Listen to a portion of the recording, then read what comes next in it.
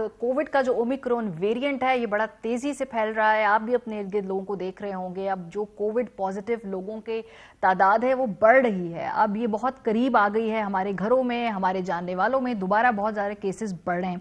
अगर एनसीओसी के डेटा को अगर हम देखें तो उस पर भी क्लियरली बाहर नज़र आ रहा है कि जी ये केसेस कितनी तेज़ी के साथ ट्रांसमिशन रेट इनका बढ़ रहा है। अगर हम स्क्रीन पर आपने देखे तो एनसीओसी की आज की ट्वीट है, इस पर पॉजिटिविटी रेट जो है वो 11 ज़्यादा बढ़ गया, लेकिन ऑब्वियसली ये एवरेज है, शहरों की मुख्तलिफ है। सबसे ज़्यादा कराची में इस वक्त जो है ये रैम्पेंट है। आज तमाम अखबारों की जो फ्रंट हेडलाइंस है वो यही है कोविड से मुतालिक, और वो नई लहर में पहली बार कह रहे हैं जी कि 23 अमवात हुई हैं। और हाई कोर्ट के जो जस्टिस है उस समय 30 सिविल जज भी इसका शिकार हुए हैं। यानी कि ये पब्लिक स्पेस में बड़ी तेज़ी से ट्रांसमिट हो रहा है। अगर हम देखें तो कराची में 48, लाहौर में जो इसकी शरह है वो 18% है, और जो मुतासरा इलाकों में जो स्कूल है उनको एक हफ्ते के लिए बंद किया गया है। और ये कहा गया है कि जिन इलाकों की सर्टेन शरह से ज़्यादा ट्रांसमिशन रेट होगी 11% गालिबन, तो वहाँ पर स्मार्ट लॉकडाउन भी लगाए जाएंगे। और हर अखबार में अगर आप देखें तो इस वक्त ये बड़ी बड़ी खबरों में ये जली हरूफ के साथ ये हेडलाइन मौजूद है।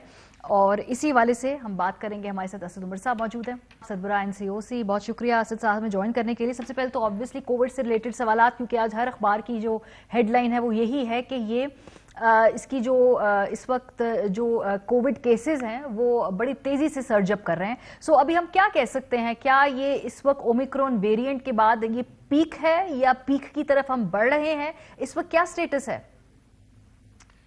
जी, जिस तरीके से हमने बाकी ममालिक के अंदर देखा कि ये जो ओमिक्रॉन का वेरिएंट है ये दूसरे वेरिएंट्स की निस्बत बहुत ज़्यादा तेज़ी से फैलता है, और यही हम पाकिस्तान में भी देख रहे हैं। कराची में इस वक्त सबसे पहले आया था, यहाँ पे ज़्यादा फैलाव पहले शुरू हुआ, और यहाँ पे तो पीक के करीब है। अब ये पीक कितनी देर सस्टेन करती है उसको देखना होगा। लेकिन बाकी जो पाकिस्तान के इलाके हैं, पंजाब के बड़े शहरों में भी काफ़ी हद तक फैल गया है, लेकिन मेरे ख्याल में अभी वहाँ पे और मज़ीद बढ़ने की इम्कानात हैं।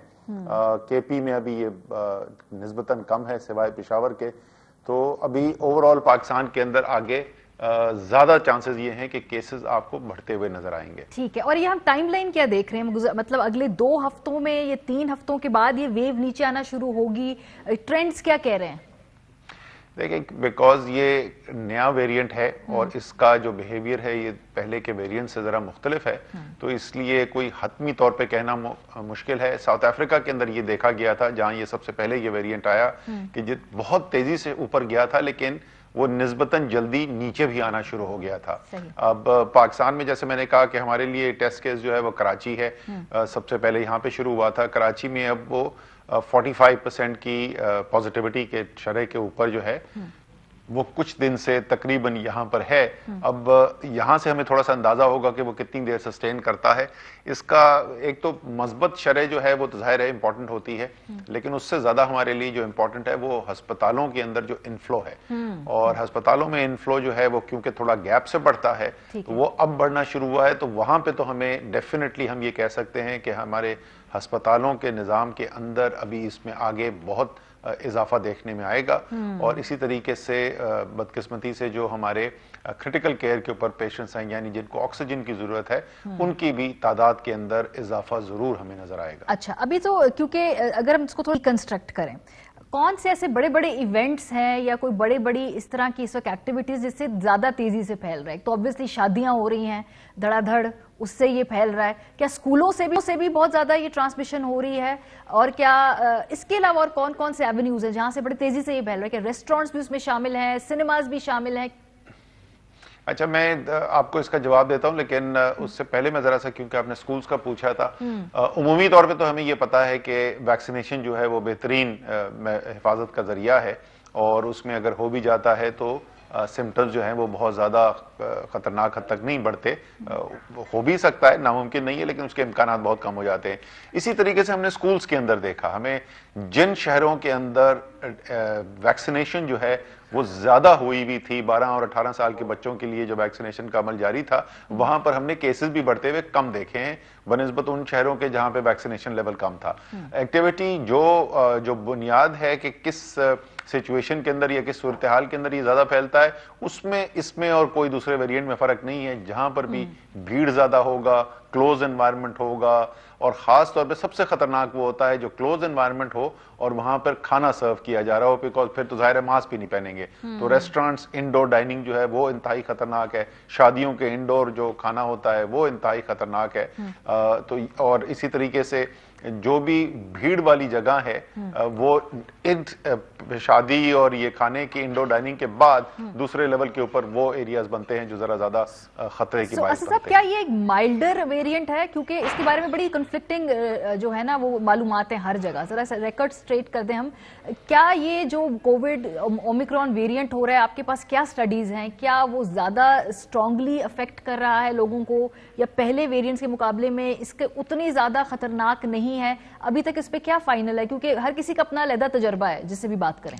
अच्छा, मैं आपको अपनी जो राय देने जा रहा हूं, ये मेरी जाती राय, ये ऑफिशियल राय में कोई एनसीओसी की नहीं दे रहा। मेरी अपनी जाती ऑब्जर्वेशन जो है ना, मेरे ख्याल में कि ये बात के ओमिक्रॉन जो है वो निस्बतन बहुत ज्यादा माइल्ड है, वो मुझे नहीं नजर आ रहा। लोग जो मिस कर रहे हैं जिस चीज को, वो ये है कि ये जो ओमिक्रॉन की वेव आई है, ये वेव आई है वैक्सीनेशन बहुत हद तक इजाफा होने के बाद, और इसलिए जो निस्बतन कम लेवल हॉस्पिटलाइजेशन का ये अमवात का नजर आ रहा है, उसमें मेरे ख्याल के अंदर वैक्सीनेशन एक बहुत बड़ा किरदार अदा कर रहे हैं। लेकिन उसके बावजूद भी सारे पाकिस्तानियों के लिए कि कहीं अगर ये माइल्ड है भी तो ये ना समझिएगा कि इससे आपको नुकसान नहीं हो सकता। इस पिछले 7 दिन में अमेरिका में और यौमिया अमवात की तादाद जो है वो 2000 से तजावज कर गई है, और वो ऐसा मुल्क है जिसमें बहुत हाई लेवल की वैक्सीनेशन भी हुई है। तो इसके बावजूद कि अगर चलें बिलफर्ज मान भी लें कि ये डेल्टा वेरिएंट या दूसरे वेरिएंट्स के मुताबिक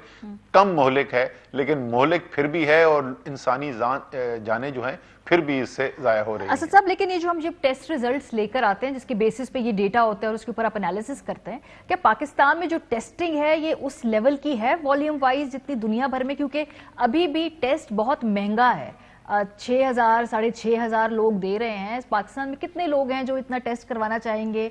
क्या फिर वो उसका मतलब है कि वो लोगों की अगर उनको कोविड हो रहा है कि वो रिपोर्ट हो रहा है, वो नेशनल डेटाबेस के अंदर आ रहा है, ये टेस्ट अभी भी इतना महंगा क्यों है 2 साल बाद भी? अच्छा, 2 चीजें, एक तो सरकारी टेस्ट जो है वो मुफ्त में भी होता है। इस्लामाबाद में मैं आपको बता सकता हूँ, नेशनल इंस्टीट्यूट ऑफ हेल्थ जो है वो हजारों टेस्ट रोजाना की बुनियाद पे करता है और वो मुफ्त करता है। तो आपको अगर टेस्ट कराने की जरूरत है और आपके पास जराए नहीं है तो आप जो सरकारी अस्पताल हैं जहाँ पे वैक्सीनेशन हो रही है, सॉरी जहाँ पे टेस्टिंग हो रही है, वहां पे जाके जरूर टेस्ट करवाएं।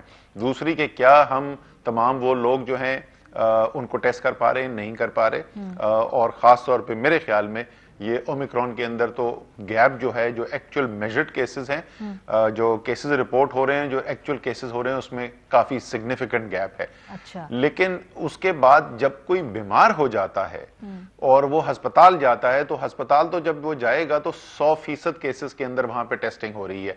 तो ये चांसेस कम है कि कोरोना के मरीज जो अस्पतालों में जा रहे हैं या खुदा न खास्ता जिनकी मौत वाक़या हो रही है, वो नंबर बहुत अंडरस्टेटेड है, उसकी चांसेस कम है। लेकिन केसेस में कोई शक नहीं है, ऐसे बेतहाशा इस वक्त केसेस हो रहे होंगे जो रिपोर्ट नहीं हो रहे। 6,000 ये अभी आपका नहीं ख्याल कि अभी भी महंगा है बहुत ज्यादा? खासतौर पे 2 साल के बाद इस टेस्ट की प्राइस को नीचे आना चाहिए ताकि और ज्यादा लोग जो है वो टेस्ट करा सके।